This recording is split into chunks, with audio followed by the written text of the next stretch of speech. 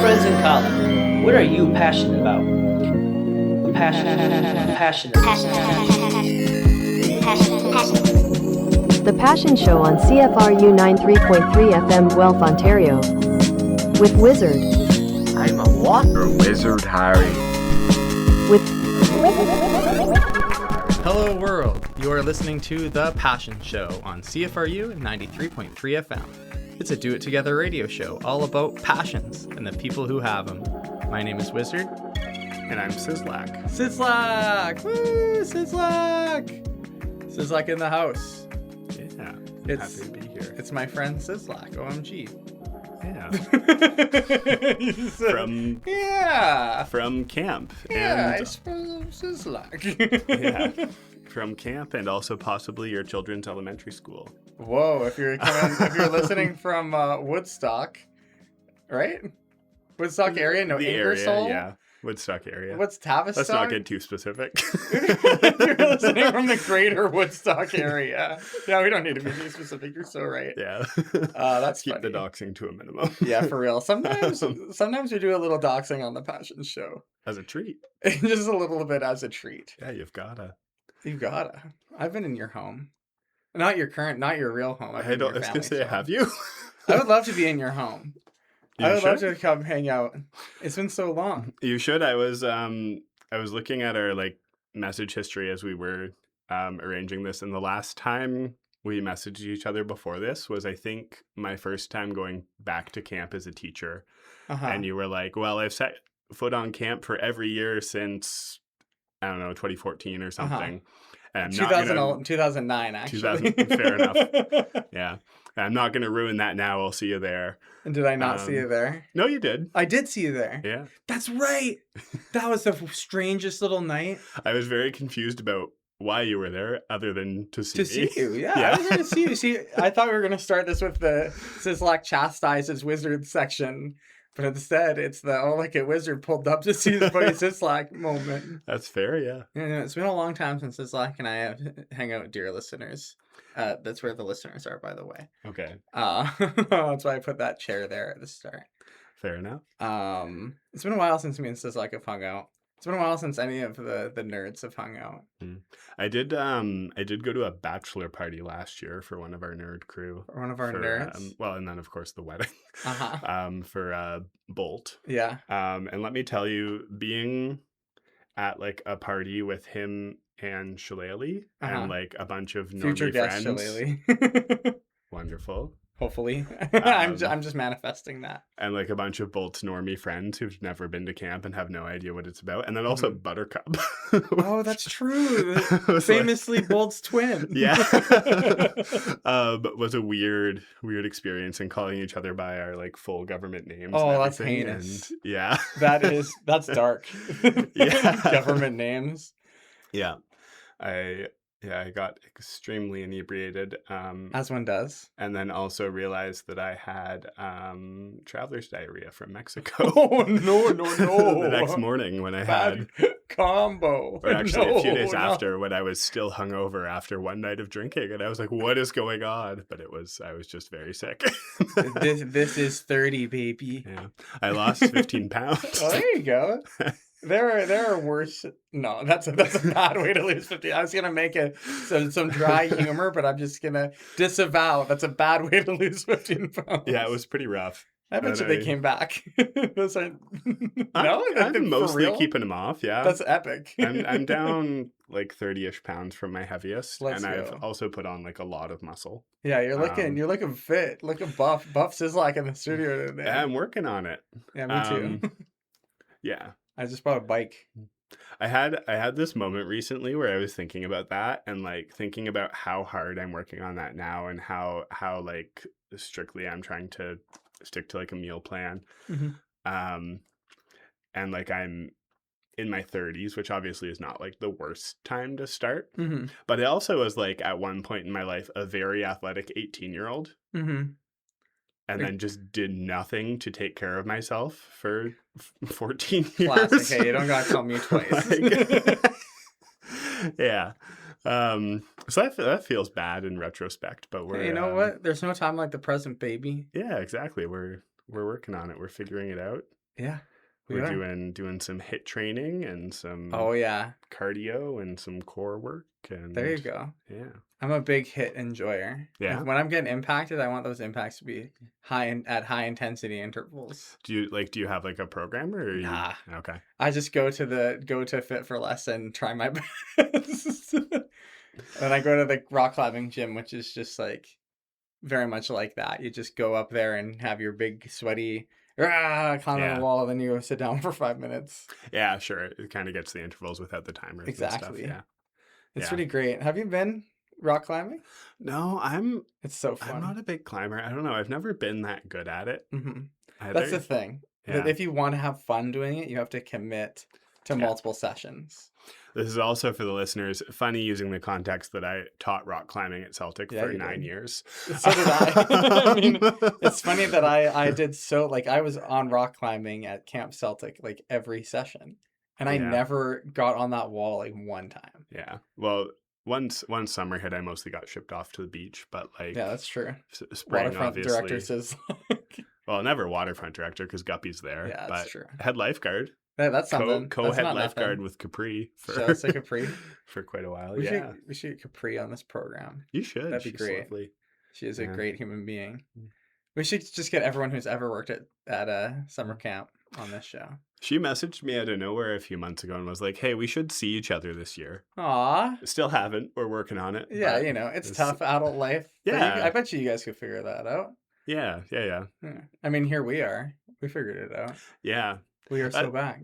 That's another thing, like, because camp, like the way camp works, you're basically living together for 4 months and seeing nobody outside of the 30 or whatever people who are on staff, right?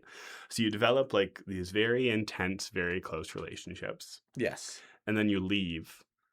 And then you don't see them. And it's so much harder to see each other, so you just don't. Exactly. Yeah. And it feels almost like with that, it's hard to motivate myself to like really, really try super hard to see the camp guys. Yeah. Because it's like I've spent so much time with you people. And it feels like I'm never really like, I mean, obviously I always want to see my friends, but it's not like there's a fire under my butt. Well, because we're like trained to expect to see each other at breakfast, right? Exactly. Like I'm just going to walk past your table and say hi. And baffle the children there with some weird inside joke. Probably. Exactly. But no, it's a lot harder than that now. And like so much so, like this is an hour for me to get here. Bolt is probably also about an hour. Zimmer's obviously in New York, so that's a little different. But like Gatsby is probably 15 minutes from my house. That's insane. Capri and Gonzo are like 30 minutes from my place. I haven't seen anybody. No, man. I think other than you, well, Gatsby sometimes worked at my school, but that's so funny. I want to see a hardworking, job having Gatsby. Yeah, he is working hard because he's a firefighter and he's a supply EA, and I think he's doing construction. He's one of the hardest working guys in the world. Yeah. Let's just take a moment to appreciate Gatsby publicly. Gatsby, if you're listening to this, you're the most appreciated guy around. Yeah, incredible. And I would love to have you on this program, but I don't know if there's like 20 minutes in your day that's unaccounted for, let alone a whole hour. But yeah, making plans with him is also just hard because we try to go to the game store and stuff, but he's got a lot going on. He's got a lot going on. Yeah. One of these days. We to provide a little context to our dear listeners at home, me and SIZZLAK, we worked together at Camp Celtic. Yes. For a long amount of time. You and I spent many summers together and springs. How many were you at when you left? How many springs? There's summers, like years. 6. I did 6 like full on years. And then kind of trickled. Yeah, then sort of because I was around after 2020. Like I did a few weeks, but it was the summer of 2014, the summer of 2015, and then the spring summer, like the full shablamo. Yeah. Of 16, 17, 18, 19. Yeah. And then after that, and then in 2021, 2022, 2023, I showed up for a few weeks each. So I think I probably work out to about that too, because I did because you were there a few years before I was. Yeah, and I did 2011, 2012 were kind of my like getting started. The first couple of years, and then from there till 2018. I was Mhm. full spring summer, and then I was there 2019 for a couple weeks Mhm. while I was working as a marker grader and finishing up my major research project for my master's degree. Master's degree. Master SIZZLAK. yeah. It's like, what was your master's degree? I remember this. I vaguely remember this. It was in English literature, text, community, and discourse. Wow. Yeah. I'm sure you use that every day. Oh, so much. Yeah, text to discourse on text Discord channels, perhaps. No. I don't know. I think maybe Swing and a miss. I think maybe if I was teaching high school where there's like a bit more of the literary analysis piece, but like even in grade 7 and 8, we're like, hey, so you're not reading where you should be. Let's get that worked up. Let's give you Hatchet. Hatchet's good. Here's The Giver. Yeah. The Giver, that's a good book. Yeah. What's your favorite book to teach with? This is such a silly little softball question, but I'm genuinely curious. What's your favorite book to teach to grade 7, grade 8? I really enjoyed doing Holes. Oh, I book. wouldn't have guessed that, but I do love that book. Yeah. That book, that's got a lot of like wandering plot threads that all come together in a really nice way in the end. Yeah. It's like a really engaging read. I remember that. Yeah, and there's some great examples of literary devices and like foreshadowing and stuff. It's good teaching, and it's like it's a wonderful story too, right? Yeah. Yeah. I haven't read the book in forever, but I watched the movie like a year ago. It's a good movie too. It's a very good movie. Yeah. So it's a young Shia LaBeouf. Absolutely, yeah. The peak of his career, Oh, really. I would tend to agree, honestly. Yeah. But yeah, teacher SIZZLAK. So we Yeah. worked together for a long time. You went and became a teacher. I did. I also yeah. went and became a teacher, but a different kind of teacher. Yeah. A less qualified teacher. I think maybe more fun though. Yeah. But hey, you know what I don't get off? Summer. So that's That is rough, yeah. gives and takes on that. Yeah. I'm out there. I was just cooking today.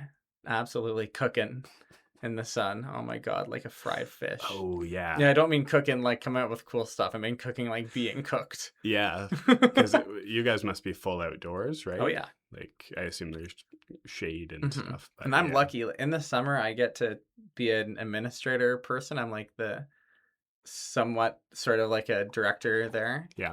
And so some of my day is spent inside doing Google Sheets and, emails and troubleshooting for registrations. I bet you love a Google Sheet. I do love a Google Sheet. Making functions. Oh, it's so fun. I get to look stuff up and write little code. Yeah. But I enough about me. What were you saying? I had to engage with Google Sheets this year in a much more profound way than I ever have before because I got put in charge of fundraising for my school's Celtic trip. Oh, that's awesome. It was a nightmare. Yeah, I believe that. We had so many very engaged parents and they planned 50 fundraisers. Oh. It was so many. And it's great that they were so involved, but it was just too much. And we were getting 10 kids selling stuff because we'd already done so many and they were so burnt out on it. And man. It was rough. But did they get those funds up?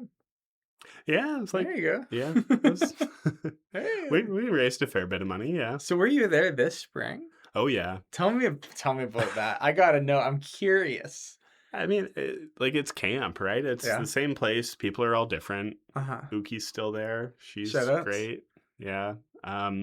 King, who I don't think I ever actually worked with, but that's wild. I was there when he LIT'd. And he's been there every time I've been back as a teacher, so he's cool. He's very cool. It's barely even anybody that I remember from being a camper now. A few people that remember me, but that's so surreal. I had a wild experience. So I every time I go with a class, I do a campfire song. As you must. Yeah. And I bet you I could guess. I bet you probably can too. I'm sorry. I'm just giggling here because the song that SIZZLAK does is very good, very silly song Yeah. about his 4 best friends. My 4 best friends, yeah. Maybe you could perform that song in here on the show. I think it really suffers without the visual element. Yeah, it requires a certain little maroon sweater that's really important for this performance. Yeah. But so I was performing that, and I got through my preamble about my friends Gary, Molly, Wally, and Harry. Harry and the hybrid, of course. described all of them. Harry the hybrid, explained to all of these grade 7 and, well, mostly grade 8 students what a hybrid was, because none of them knew for some reason. That seems like an indictment weird. of our education system. Sorry. Yeah. And then I started teaching the song, and I sang the first line, and I looked at King, and I went, "That's not right at all, is it?" Did you just sing it wrong? and he was just staring at me, and I just forgot the tune. No, what? I mean, I'm trying to remember the tune. It's like Gary the grass goes. Basically, Right? yeah. Gary the, but yeah, what is the actual melody? It's like Gary the grass goes. But I don't know. I just sang it wrong, and I was just like looking at him, and I was like, "How does it go again?" King, In help front me. of like 200 kids. That's awesome. Yeah. He cannot laugh or sing. He can't do anything. 'Cause that's how that part Yeah. goes. Gary the grass goes. Wow. Yeah. Not that I'm like a particularly good singer who could really carry a tune or anything either. Wait, So you're not like a heinous singer or anything. There were worse singers. probably. They were definitely better singers. There are better singers. There are some pretty good singers in that place. True. Yes. But yeah, I don't know. It's It's the same. They're still doing good work there. still doing stuff. It's- Guppy's still there. That's amazing. Yeah. I wonder, here's something I'm kind of curious about. Our signature move, you and me, would hang out so late at night just like chatting about camp. It was those meta conversations about like, what are we doing here? How does this place work? Yeah. What is this? I wonder if they still have that energy going there. Like, are they as into thinking about... my phone is buzzing. That's annoying. On mute. There we go. It's popular. I'm so popular. Everyone just wants a piece of this. Yeah. I hope that they still are talking about camp in that way, because I feel like we got a lot of value out of that. Yeah, well, and I think those conversations are important, right? Mhm. And like have done a lot to inform my relationship with camp, which is strained. Yeah. Not with like the camp as an institution, but like with camp as what it represents for me and what it Mhm. like the place that it had in my life. Mhm. Oh, I feel like this is a juicy mine of interesting discussion here. Well, If you want to get into it, if you don't want to get into it, we don't need to. well, like on a very real level, camp saved my life. Mm-hmm. Like I was going through an extremely challenging time, grappling with my sexual orientation and what that meant for me. Mm-hmm. Growing up in a relatively conservative family in rural Ontario, very close to, for example, Norwich, where it was recently illegal to fly the pride flag. Whoa. And they've been having all kinds of problems recently with people stealing pride flags off of public buildings and chopping down flag poles because they put the pride flag back up.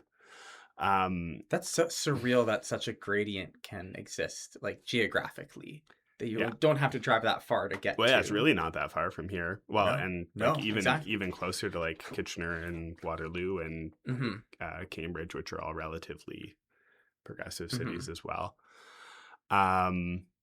But so that was very difficult for me. And like, to me, growing up, gay was the worst thing I could possibly be. Oh, yeah. And so, of course, it was what I was. Mm-hmm. And like, I had a rough time. Like, I thought a lot about ending my own life. Mm-hmm. I honestly, even before I was starting to struggle with those issues, that was something that was definitely a concern. I made my first plan when I was in 3rd grade. Wow, that's young. And I definitely had expressed to some teachers Mm-hmm. relatively early in my education, that if I made it to the age of 30, I was going to end my life. Which is weird. Yeah, I'd say Yeah, I'm gonna be young 32 in a few ideation. weeks, so that's Mhm. fun. Congratulations, man. That's Um, sort of that's beautiful. You um, made it. yeah.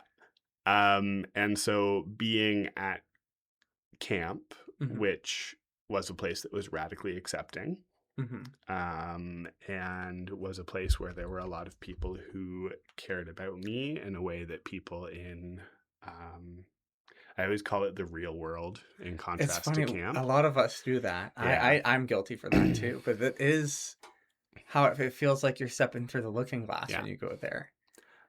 So like camp really provided a place where I was, for one thing, safe to explore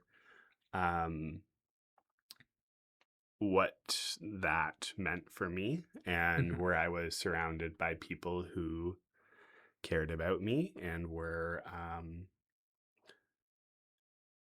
able to sort of help me shut down those voices in my head that were telling me that I was worthless and that the world would be a better place if I wasn't there, because, oh, if I wasn't here, a wizard might be sad about that. I sure as shit would be. Damn. Um, And a lot of people. well, yeah, and like a Yeah. lot of people specifically from camp, and like Mhm. obviously there are a lot of people in the real world who would be affected as well. Like I'm not some kind of hermit with no personal connections. Mhm. Um, But camp's just like a network exploder. well, You know, it just you're so connected. and there's something about camp that like encourages people to express that kind of thing too, right? Mhm. Whereas like again, my relatively conservative family is not particularly affectionate, not particularly effusive or Mhm. supportive, and like that. I didn't have a lot of relationships that were like that outside of camp. Mhm. Um, I do now, which is nice. But so I really, really needed that. And then compounded on top of that, camp was like a dream for me, right? Like I believe I may still be the youngest camper on record to ever attend Camp Celtic. I love this story. Um, Probably. Because you were the yeah. first family camp, right? So I went in 1998 when I was 4 years old. And I was one. Yeah. To the first family camp. So I went with my two older brothers and my parents. Mhm. And there were several other families there. Most of them actually ended up having kids that worked there for a long time as well. Mhm. Names like our former boss, Worm. Ah, a pious man. Yeah, and of course his siblings, Mamba and Rumba. Mhm. Beluga was there. I never met Beluga, but they have a great she felt worked for a sign. while. Yeah. Yeah, she was lovely. Cool. But yeah, and like I left that place and I told my parents, or I left, well, obviously camp for the first time, and I told my parents I want to do that for the rest of my life. Mhm. And then I got to the point where it seemed like that could actually be a possibility, right? Like I was working there, I was Mhm. making money, I was getting paid to be at camp, and that was incredible. And It's then sort of again, like I the had mind world opening transition. yeah, and I had all these people who cared about me, and that was again so very, very important at the time. But then there's a lot of not great things Oh yeah. going on, right? Mhm. There's at the time, at least, there was a fair amount of misogyny going on in Mhm. the like running of the place, and I hope that that has been addressed now. I don't know whether or not it has. I haven't really engaged with camp in that way for a long time. Mhm.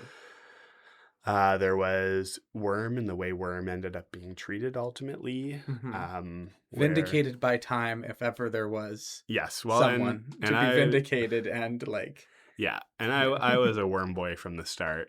But Yes, that's.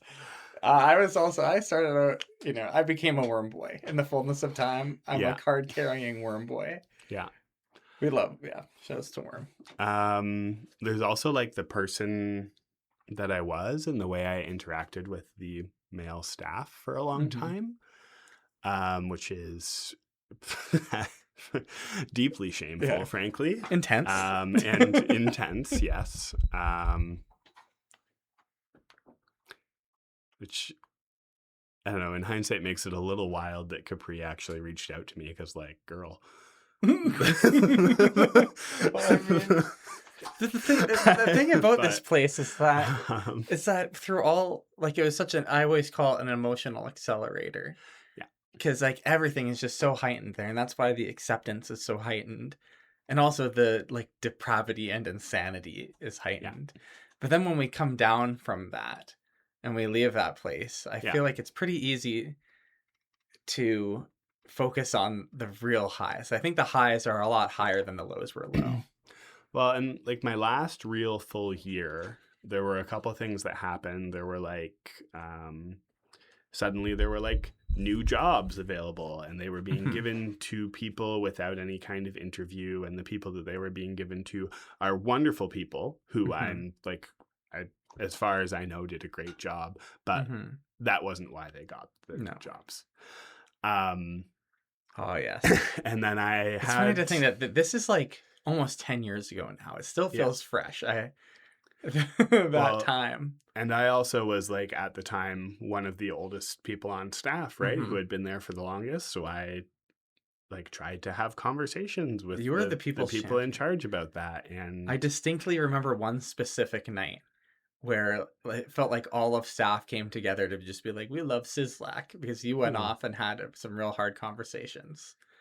Yeah, and like I don't think they went particularly well. Aside from, I think, worm.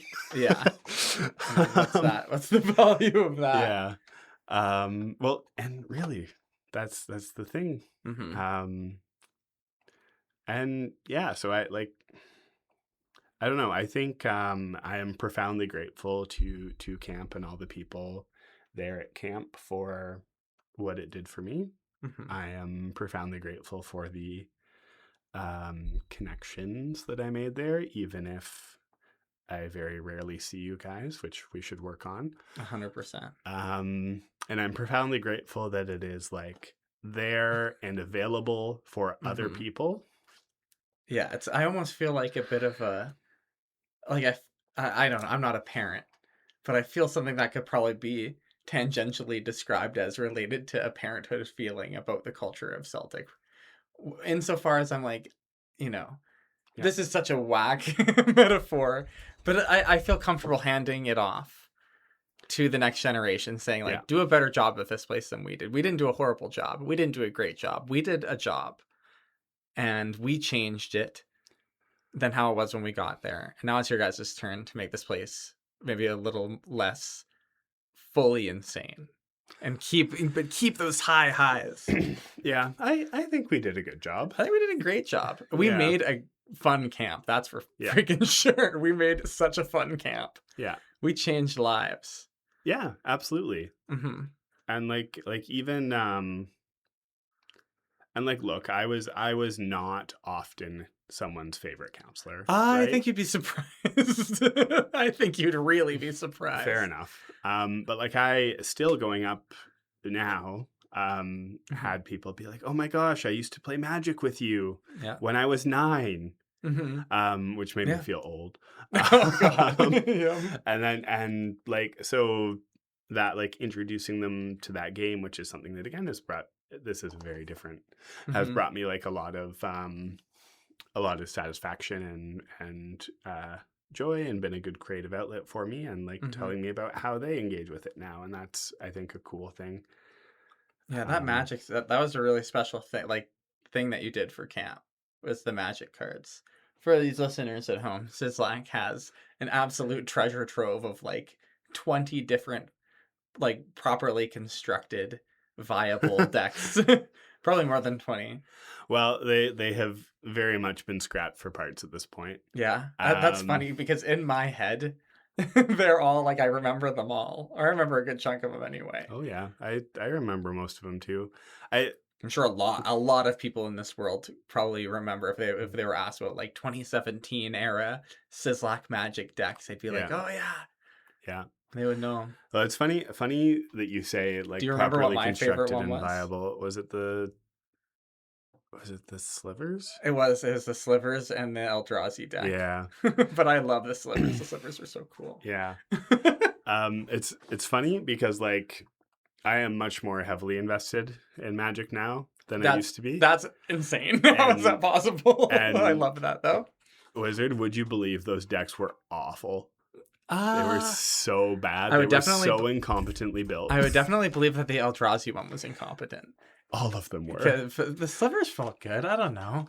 Yeah. The Well- Eldrazi deck relied on the most jank card cheating, like goofy engine where you needed the changeling amoeba or whatever. Yeah. And you would like cheat out stuff with like a little elf. You only Yeah. had green lands.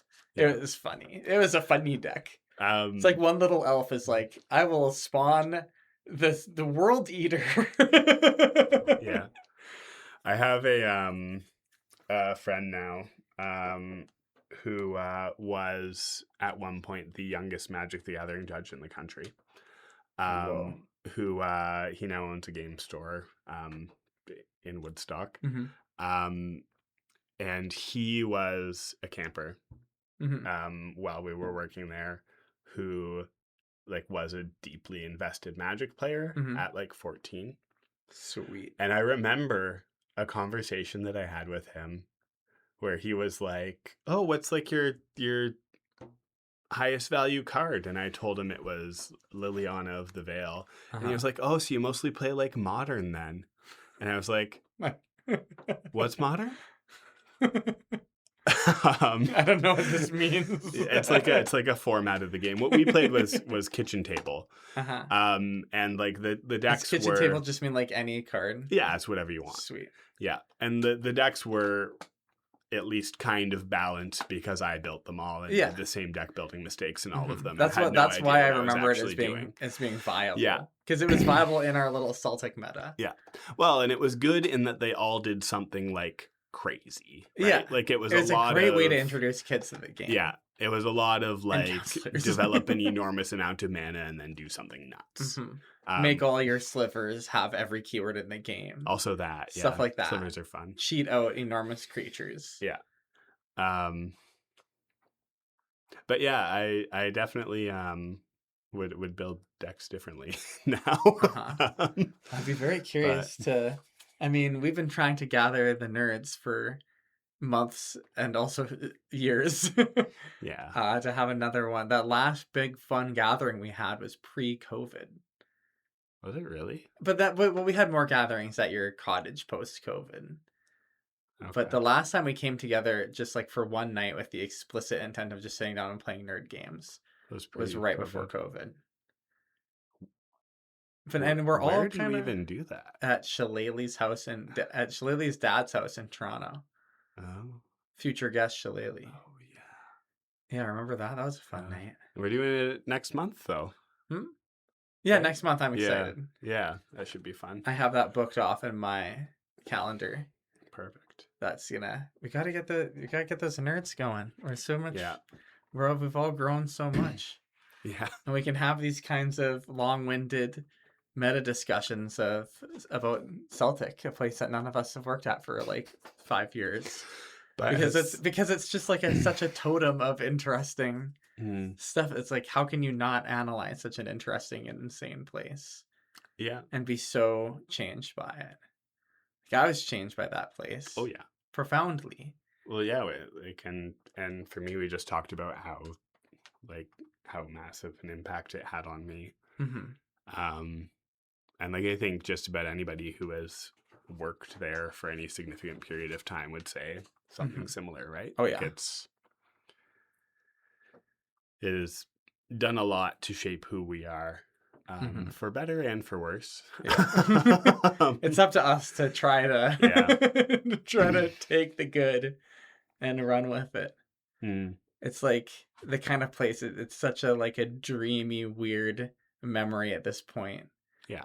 And like the mission of it is, can you take the positive ways that you've developed from this place and take them into your life and try and leave behind the like kind of pretty negative patterns that it can also give you. Yeah. Do you have any desire to go back? Like, would you go back and run LIT or go to senior camp or something? Yeah. Yeah. Especially, and it's just been in my mind for years because I ran off and tried to pretend that I could be a programmer, then just realized that my job was just be summer camp counselor forever, every day for the rest of my life. And that's become my world. Like I think I essentially do similar things to LIT every week in my real life. Like I run a teen program, 12 to 17. Yeah. Every Saturday for the past 5 years. All right. So Gump and whoever else is in charge of this stuff, this is our pitch for next year. For SIZZLAK and Wizard take LIT. Bring Oh us my back God. to run LIT, please. I'd be down. Also, Twist, if you're listening, I want to do senior camp next year. Yeah, Twist, I'll do it. I'm buff now. The last time you saw me, I wasn't buff. I'm buff now. I can like jump and run and climb and stuff. Put me in. I'll learn. I'll learn basketball. I'll figure it out, I swear. I can't run right now. No, running's hard. I tore my hamstring. That stinks. And then you need that hammy. You need that hammy if you want to go fast. And then I kept re-injuring it. I kept trying to play capture the flag with children. Oh, brutal. And then the second time it happened, I I collapsed in the middle of the field at school. Oh. And the kids were all like, "Are you all right, Mr. SIZZLAK? Get up, Mr. SIZZLAK. Yeah. Please make a sound." Yeah, so we're taking it easy. Yeah. Do you know how I did it? How? We were roller skating and I did the full splits. I don't like that. Neither did I. Oh man, I do love a good athletic injury though. Always have. Check this out. That's my nice little. Is it still there? Yeah, that's kind of healed. Scrapey. Yeah, I got a nice road rash. I like ate it on my bike. Oh jeez. On like my third bike ride, I was going so fast. I was being foolish. Ever since like you should have seen it. SIZZLAK, man. Like the moment I became a little bit like fit and active, I immediately went from being like a real coward about risk to just being like, oh, I'm capable of something. Yeah. I guess I'm going to just constantly put myself in the most dangerous situations I can. Like I'm addicted to climbing trees now. I can't stop. I see a tree, I'm like, I gotta go up that. And so of course it's like the second day of owning a bike. And I'm out on a bike ride with some guys who are bike every day. They're like amazing. Yeah. And they're going really fast on this like grassy trail. It's like really uneven. And I'm just like, I can do it. I can do it. I can figure it out. And then I just went down. But I was fine. Yeah. I didn't hit my thinker, my tinker boxing. And I was wearing my brain bucket. Don't you worry. So so I was fine. I just got a nice little scrapey scrape on the right arm. Yeah. But, so it goes. So here we are. We're about 2/3 of the way through episode, and I haven't asked what you're passionate about yet. I mean, we've been talking about passion this whole time. We're both passionate about magic and analyzing ourselves in camp and stuff. But, like, did you come in here with any other idea? Yeah, like, I mean, one of the big ones for me is always games. I figured you were going to say that. Predict, yeah.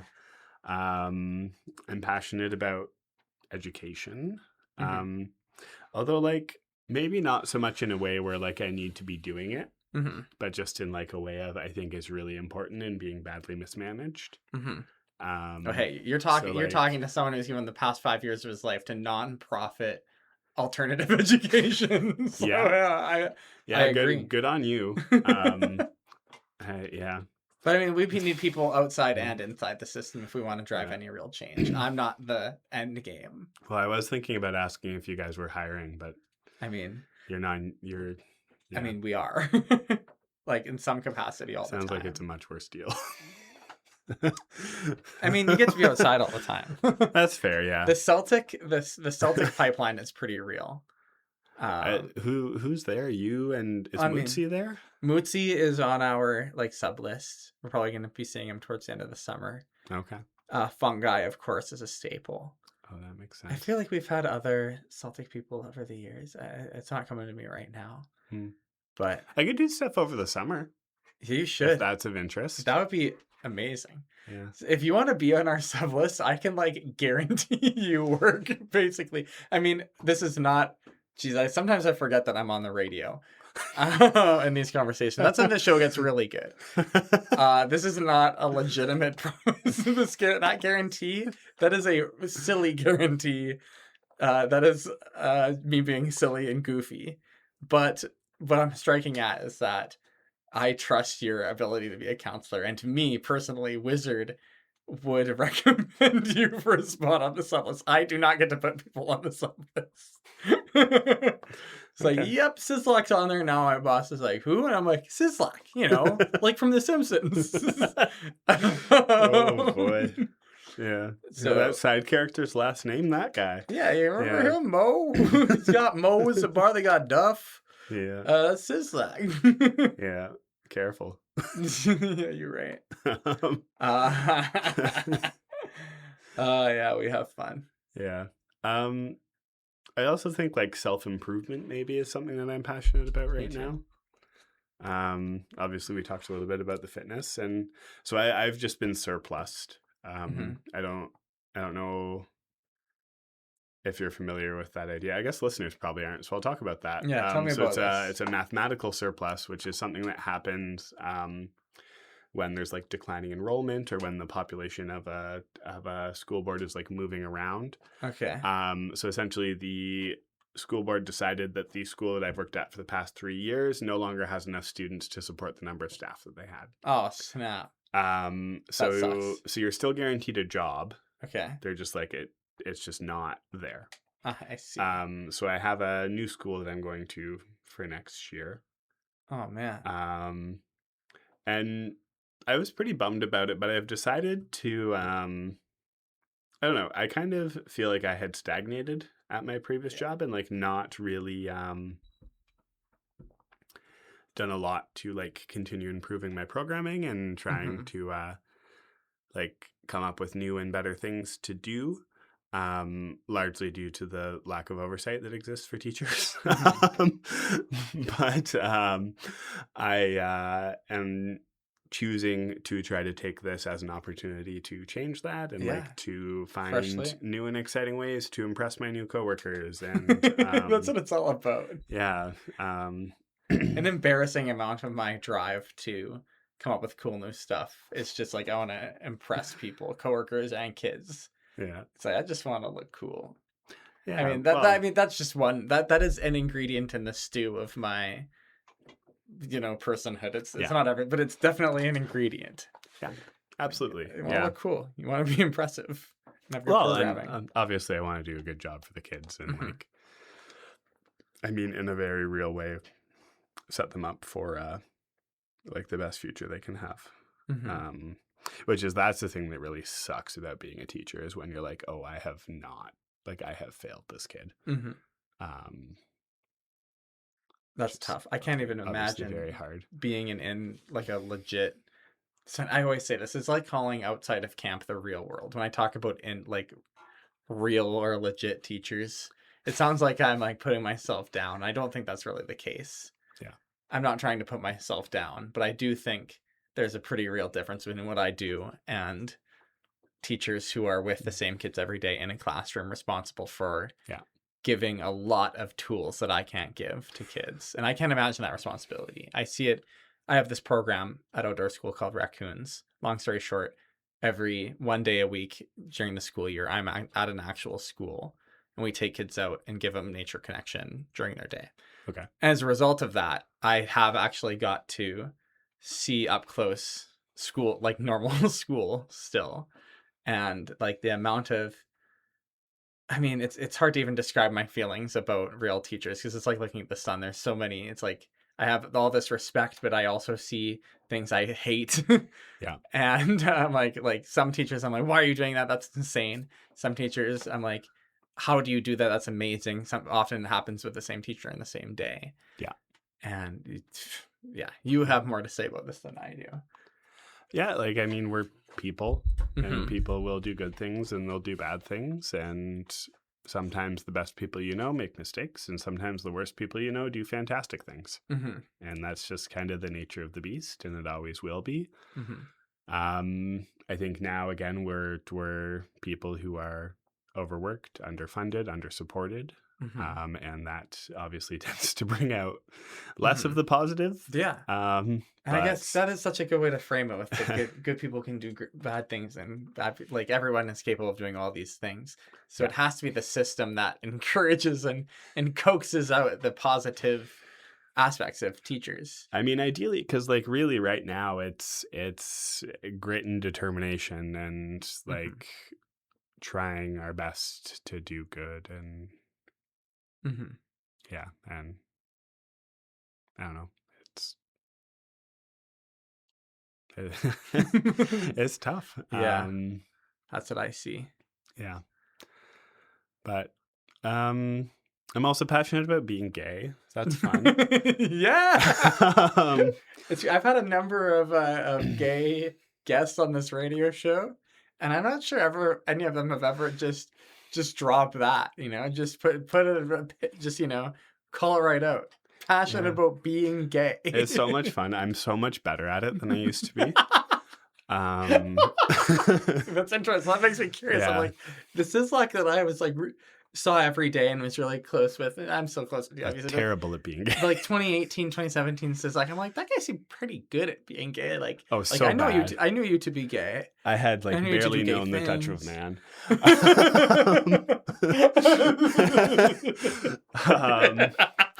Okay, okay. That is, I'm happy to know that you've improved your gay game. yeah, so much game. You've been really grinding your axe. You've been proud. You've been shedding. You've been getting good. Yeah, Put I in do. the hours. That is though, like, again, living where I live and working where I work, and particularly working in the industry that we work in. Oh yeah, there's a long history here.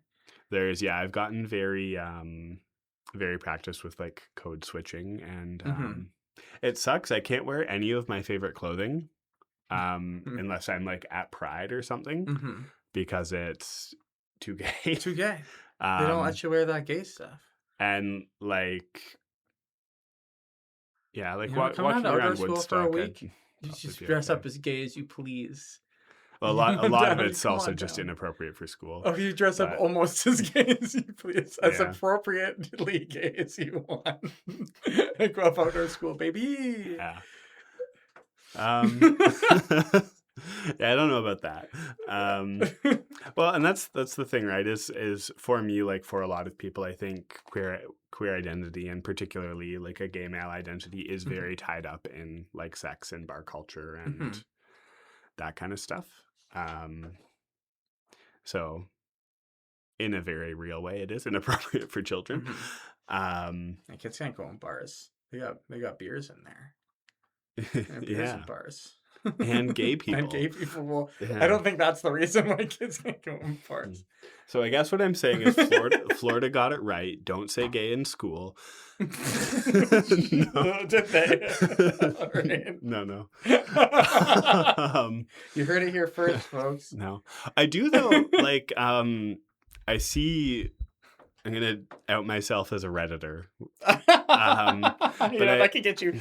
You shouldn't be saying that on the radio. It's just every once in a while, I like Reddit too. something that like pops up as a topic of conversation on Reddit is like, is Pride appropriate for children? And then you see all these pictures of naked men walking around on streets, and usually there's like disclaimers, and it's like, hey, this was actually Folsom, which is definitively not appropriate for children and is not a Pride event. Or this is the Naked Bike Ride, which is again not even affiliated with the gay community, and all this kind of stuff. There's a lot of waters getting muddied here. Exactly. But I was at Toronto Pride this year and the past several years, and there are naked men walking around, and there are children there. Yeah. And like, I don't necessarily want to make a comment about whether nudity is inherently appropriate or inappropriate for children, but I do think that it's not for us to say, well, no, there's no naked people at Pride, because obviously there are. Yeah. Call a spade kind of thing. Yeah. And like, if somebody deems that that is appropriate for their child to be around, then that is on them and that's fine.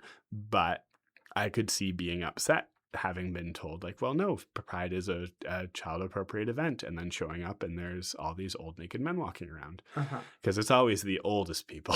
Yeah. Really noted.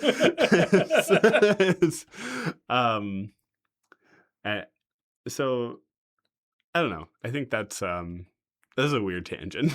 I've always, since I met you, I've been very interested to hear all of your takes on the gay world. I think it's rotted. It's rotted. It's awful. It's really noted. Yeah. But it's so much world. fun. But it's also, but then again, you say that you're the best at being gay. I'm not the best. I'm just very good. You're just a high tier. You're like an S tier. Yeah. Or like an A tier. I don't know. Where would you put yourself on the gay tier? Like A plus. A plus. Yeah.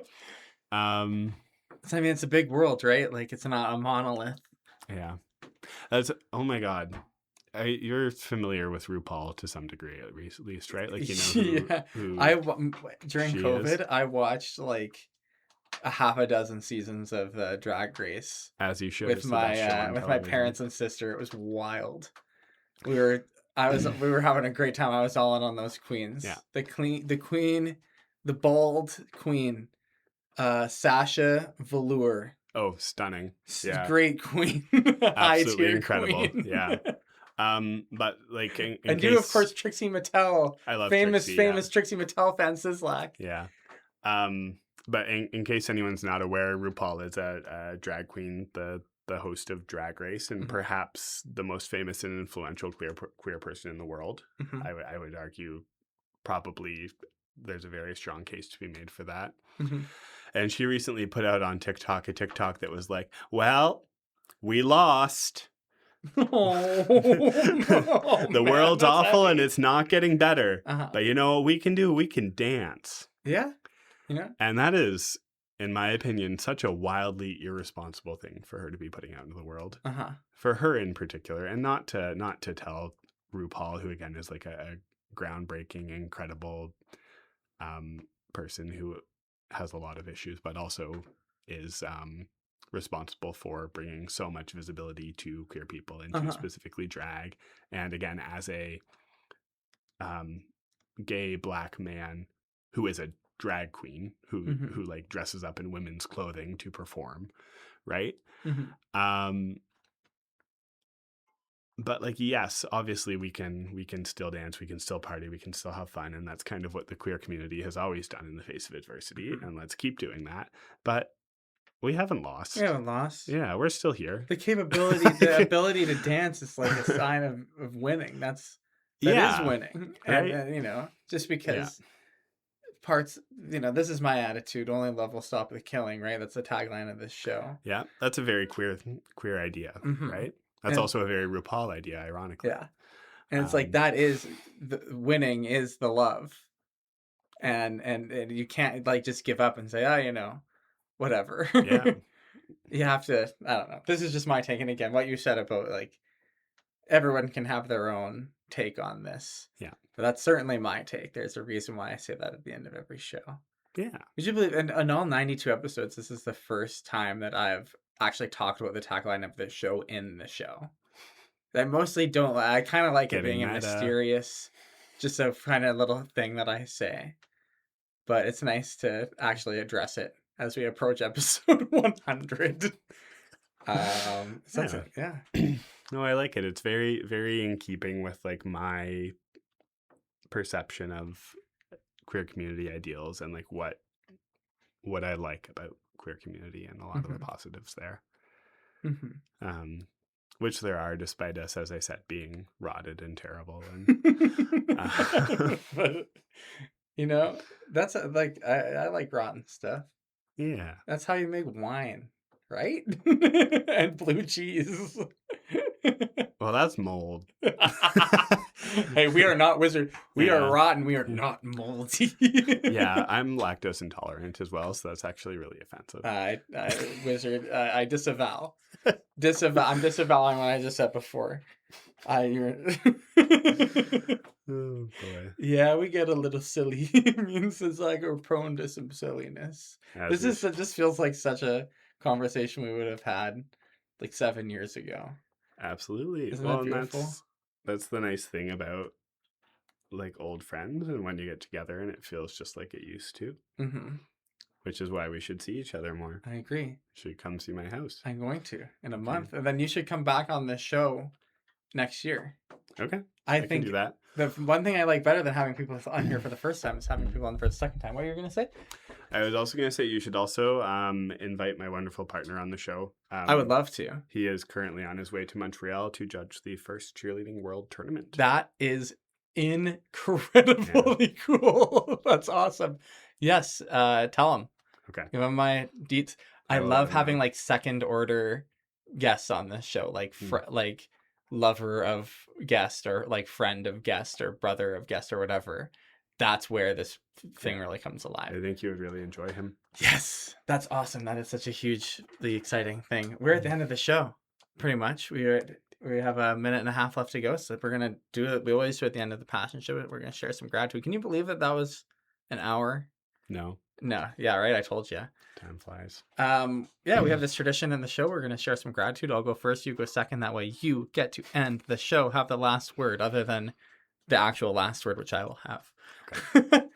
I am grateful today for the wind and the sky and the clouds and the trees. I'm grateful for the Aramos River that runs through beautiful Guelph, Ontario. Grateful for queers, gay people, and all that. And all of my sweet, beautiful friends who carry that flag. I am complete. What are you grateful for? I'm grateful, of course, for my wonderful partner. I'm grateful for my family who came around. I'm grateful to have a job working towards something that I'm passionate about, even if it's really hard to remember that sometimes. And of course, I'm grateful for my wonderful friend Wizard who invited me here today. Of course. And I would do it again.